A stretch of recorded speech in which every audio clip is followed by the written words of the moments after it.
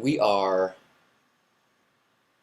the way that the universe can experience itself.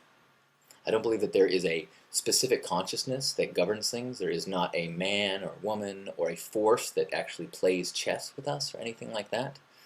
I believe that there is a energy, a flow to the universe that is governed by love and is governed by order and pattern and rhythm. I believe that right and wrong don't really make any sense because we have never had the vantage point to judge those things. We only have the ability to surrender to a flow that is greater than us. And that flow is the way that the natural order of the universe goes, which is a direction towards balance and harmony and love. And I think that as humans, we are socialized so that we can function in the world, and we are layered and layered and layered and layered and layered values upon us. And then after a growing up period, we turn to be adults, and here we are, and all of a sudden we're a person, but we're not what we are. We're the result of all these layers. And so the rest of our lives, the spiritual path, is one of uncovering those layers and figuring out what's beneath it all. Now that is very hard because we, over the course of growing up, we begin to really identify with the way we think, this specific, ideas and the to-do lists and the roles and the goals and the things that make sense to us. Unfortunately, we have a stunted perspective. By only being alive for 20, 30, 40, 50, 60, 70, 80 years, we can never really get our head around the natural order of everything. At every moment, there's just so much happening. There's so much that's, in fact, everything, I believe, is connected. Cause and effect is one constant weaved framework. The entire existence of the entire universe of all time is just one thing. And based on how you can perceive, you experience, a now moment of this thing, this eternal Mobius strip existence of unfolding of the universe.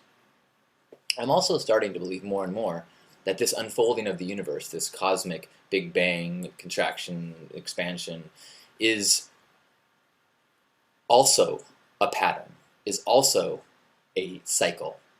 And that, like the Hindus believe, that we have these epochs, these million-year cycles, and that we are in one of them. And all of this will happen again, and all of this has happened before. Very matrixy.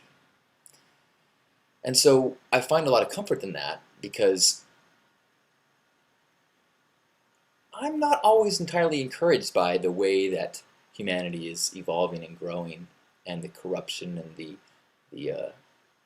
I think out of alignment actions of huge portions of our energies.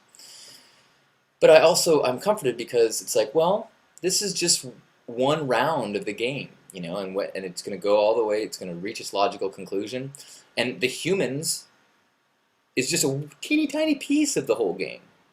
And our teeny tiny part of the game is played out every single round, over and over and over. And maybe some rounds of the game, we make a little bitty choices differently, and we actually do evolve consciously in different ways.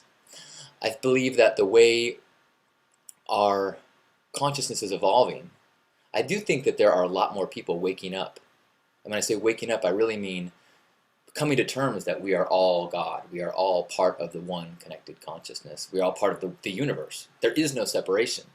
Separation is what causes pain, suffering, everything that is, the feeling of not having enough is because of the feeling of being separate.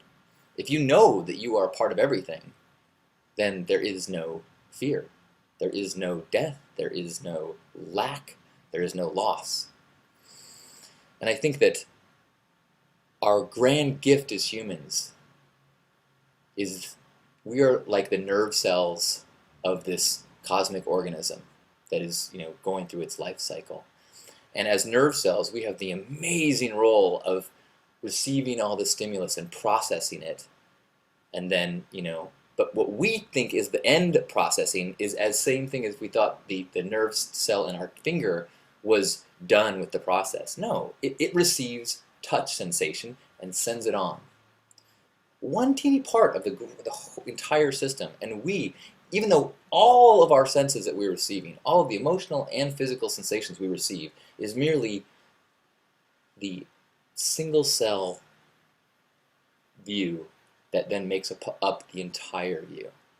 And the mind that we have is simply there to help this cell function and do its job. It's not supposed to figure it out. It's not supposed to lead. That would be crazy. That would be like your finger leading. Oh, we simply do our role. We simply experience. We simply try to get into that alignment, surrender to whatever the organism is doing. We'll never understand that. But when we surrender and get into the flow, things go right. Things are easy. Things are effortless and beautiful, and synchronicity happens everywhere. I sometimes like thinking of it as there's this cosmic stream, this divine flow of energy, and that's kind of what I think God is that this cosmic stream. And when our minds and identities are covered up and filled up with values that have been placed on us from the outside that are not really us, it's like our consciousness. How about this? Alan Watts says that you can view it like there is a ball over the divine. And there's all these billions of pinpricks, and each pinprick is us. And that is the divine light shining through us. Let me take that back. The way with the stream, the way I visualize the stream is that when we have all of our layers and stuff, the false identity stuff, it's like a straw with all this sediment inside. And so as the straw is placed into the cosmic stream, it doesn't quite flow through. It's constricted, and it doesn't. But as we get clearer and clearer and clearer, then that divine energy just flows right through us. And then when we get really clear, when we're in the flow, it's like our straw, we are not even there. It's like just the divine flow just goes right through us. And as I find my life becoming more one of being in the flow, more of one of pursuing that flow, it's more of one of surrender. That's what floating more, steering less means. It means allowing this to flow through, and then from that place, the actions you take are not coming from I've got a plan. It's coming from this feels right. This is the effortless way of the Tao. I believe that all living things are also like sensory organisms that are part of receiving. I think that there is, in the oneness that is the universe, what we see as objects is merely density.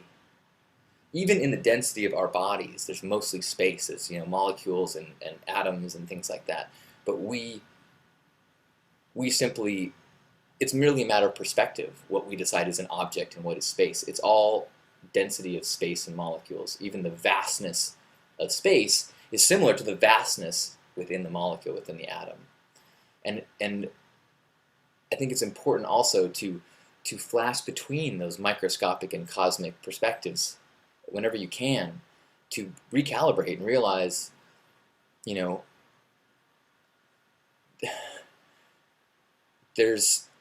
always in the middle of this grand process. We're always a part of a grand unfolding. We're always right in the middle. We're always the middle of the universe. Is that right? In the end, I believe that our purpose, the purpose of life, is to wake up to the connectiveness. I believe that the purpose of life is to wake up to the fact that we are all one consciousness, that we are all part of this godness, and that from that place, our role in the divine play is to experience, receive, and appreciate this magic, this beauty, this dance and music. I mean, that is what we have been built to do, to receive, appreciate, and play with the rhythms. And eventually, take that energy, that creative divine flow, and create with it. Create, love, and be, and appreciate. That's it. Everything else is a game we play on top of it. And from that perspective, there's so little that is not just right. There's so little that can't be appreciated. Everything is a gift. Everything is amazing. Every moment is a wow. This one, right now. Wow. Thank you for being a part of this moment. I love you. Namaste.